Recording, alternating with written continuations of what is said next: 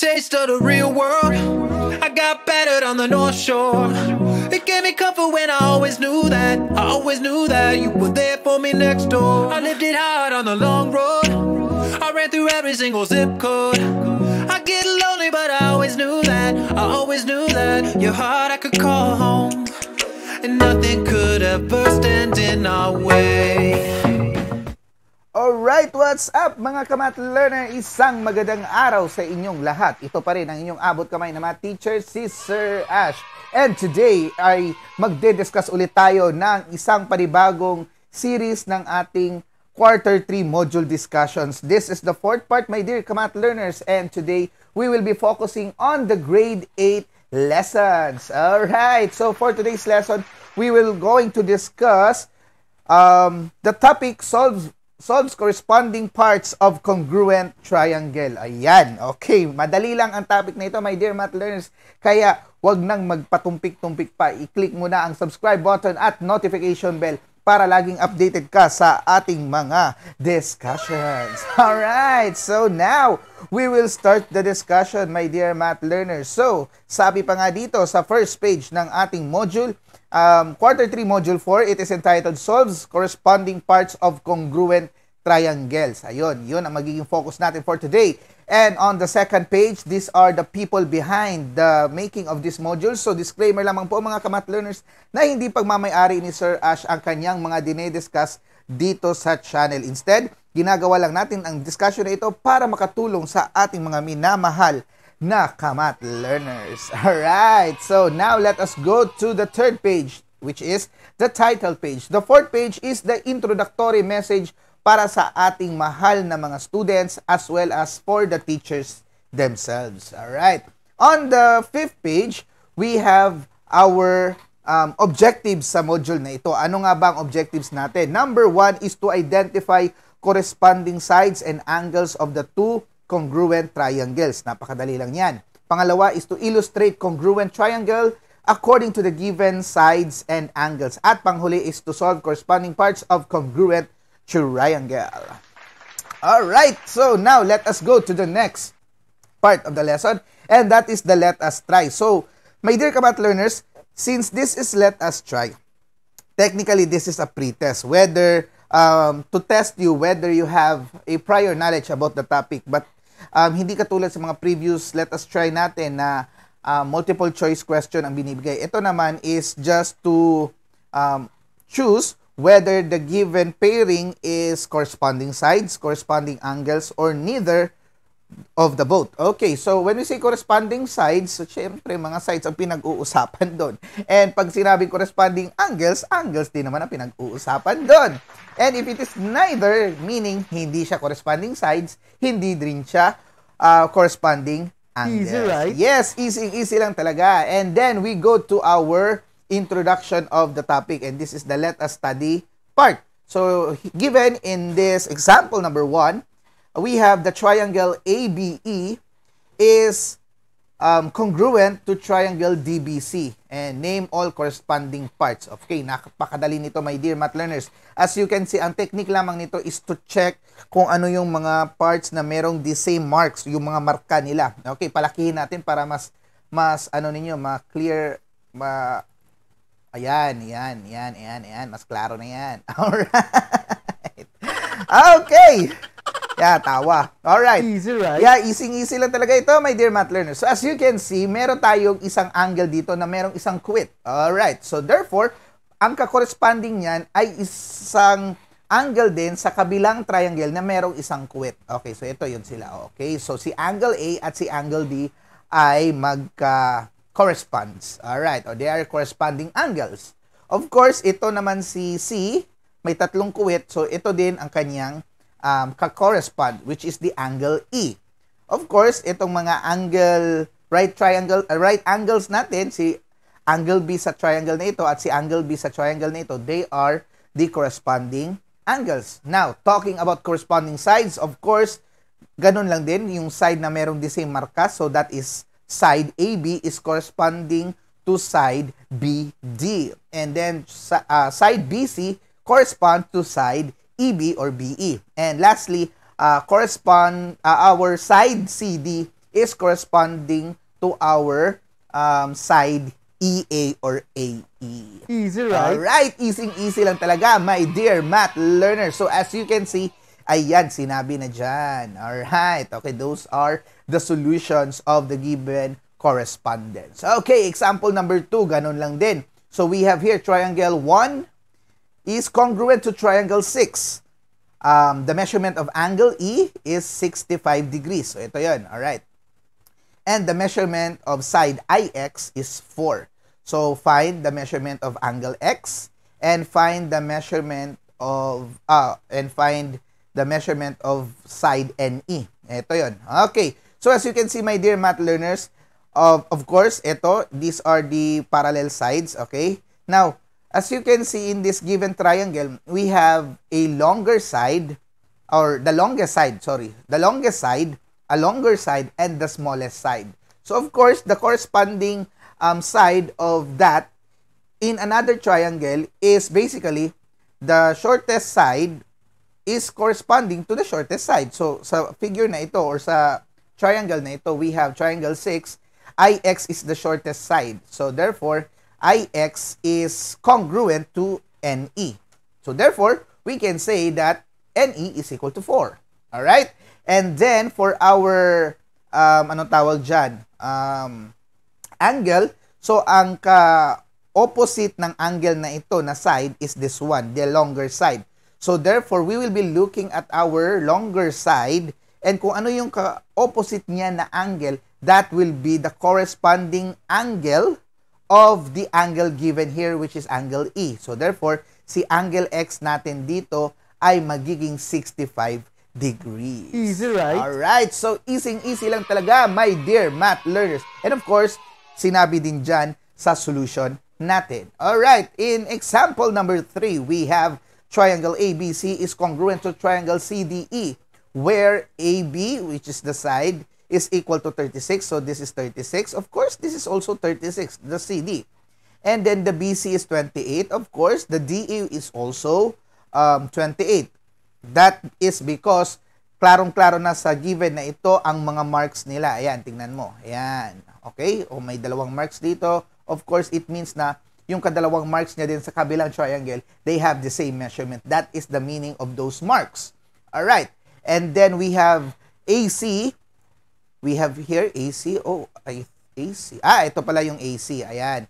So, AC here is 43. Ayan. 43 units.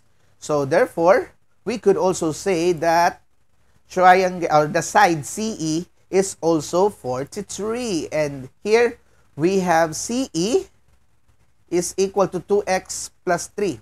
Alright, 2x plus 3 daw ito.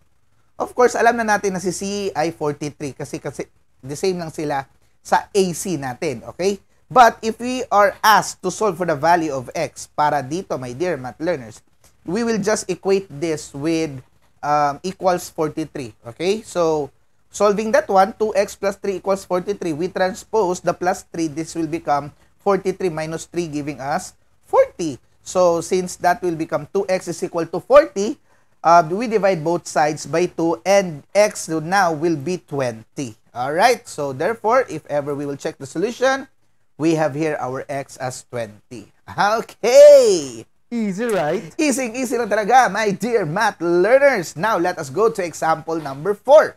Triangle PRY is congruent to triangle SLM. Okay, saan ang drawing dyan? Walang drawing. Alright. Okay. So, let's try. Okay, so let's just imagine that the triangle PRY is congruent to triangle SLM. So, side RY is 14, side PR is 12, and side PY is 9. Now, what the SM is equal to 2x minus 1.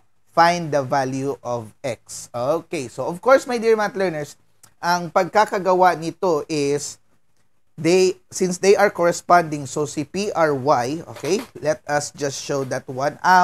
Gawa muna ako ng isang figure. So, let's say this one. Ayan. Just the same as this one. Alright. So, this is PRY. And then, the other one is SLM. So, SLM. So, PR is, sorry. RY is 14. RY is 14. Ayan. And then PR is 12. And then PY is 9. Okay, so hindi talaga realistic ang aking drawing ngayon. So that is 2x plus minus 1 para sa ating SM. Alright, so let me show you this. Alright, ayan. So my dear math learners, as you can see, hindi ito realistic, my dear math learners, okay? I just like to make sure of that because as you can see, this is the longest side pero 9 lang nakalagay dyan. So I hope you can understand that one. Okay. But considering that the figure, the given of the figure is the correspondence of the given from another figure. Okay. So this one is corresponding to this one. So how do we solve for that one? That is basically 2x minus 1 is equal to 9 because since they are corresponding angles, they are congruent. So transposing this will give us 2x is equal to 10. So x is equal to 5, my dear math learners. So now let us see whether we are correct. Okay. So, alright. Tingnan nga natin. Yan. So, x is equal to 5. So, we are correct. Okay. So, checking that one. We have just the same answer. Okay. So, dito naman, my dear math learners, ay kung saan kayo naman ang magsosolve. So, let us practice part. Napakadali nito, my dear math learners. The first activity here is to name the corresponding sides and to name the corresponding angles. We have here triangle RUS given with a triangle EMA. Okay, so paano ba natin yan kukunin? Okay, so ganito lang yan, my dear math learners. Let's start with the sides. Okay, palakihin lang muna natin. So as you can see, dito merong isang quit dito. So therefore, ang isang quit niya, yun sila ang magka-correspond. So side US is corresponding to side MA. Side RU is corresponding to side ME because of the idea na meron silang dalawang quit dyan. That means they are equal. And then we have side RS is corresponding to side EA. Alright, and then we have the right angle. So, angle U is congruent to angle M. They are the one that are corresponding angles. And then, angle R is corresponding to angle E. And then, angle S goes to angle A. So, ganun lang kadali, my dear math learners. So, I hope that is very clear to you. Easy, right? Yes, easy lang talaga. So, now, let us go to the next given activity. Let us practice more. Given that this is the triangle LMN and that is congruent to triangle RST. Okay. So, angle T, which is this one, that is 25 degrees. Side LN is 12 centimeters. Find the measurement of angle S. O ito, angle S. So, napakadali lang. Since this is a right triangle, therefore, the total measurement of the angles, interior angles of a triangle, regardless of what kind of triangle is that, lagi talaga yung 180. So, meron ng 90 dito. So, minus 90 na tayo dyan. May 90 pa tayong natitira. May 25 ka dito. So, 90 minus 25, basically, that is 65. Right? So, 65 ang magiging measurement ng angle S natin. Okay, napakadali lang. How about RT? So, RT here is 12, of course. So, therefore, that will also be our ka-correspondence niya or ka-corresponding side niya is si LM. Okay? So, therefore, LM here is 12. So, RT here is also 12. Okay, napakadali lang, my dear math learners, right? Alright, so now let us go to letter B. We have here given triangle JEM, ito yon, and is congruent to triangle RAD. So the measurement of angle A, ito, okay, saan yung angle A, is 105. Ayan, tingnan nyo to, my dear math learners. 105, this is obtuse, right? Obtuse angle yan. Pero hindi obtuse ang nasa drawing. So I hope you are, medyo understanding para sa ganito na matters. Okay, so, but hopefully, in mathematics, we always make, or we must always draw figures that are realistic. Okay, so, since angle A is 105, so what would be angle E? So, of course, this is also 105. ME here, ME is given, that is 10 centimeters. So, merong tatlong quit. So, what would be AD? O, ito din daw yung AD. May tatlong quit. So, the same lang din sila. So, napakadali lang, my dear math learners.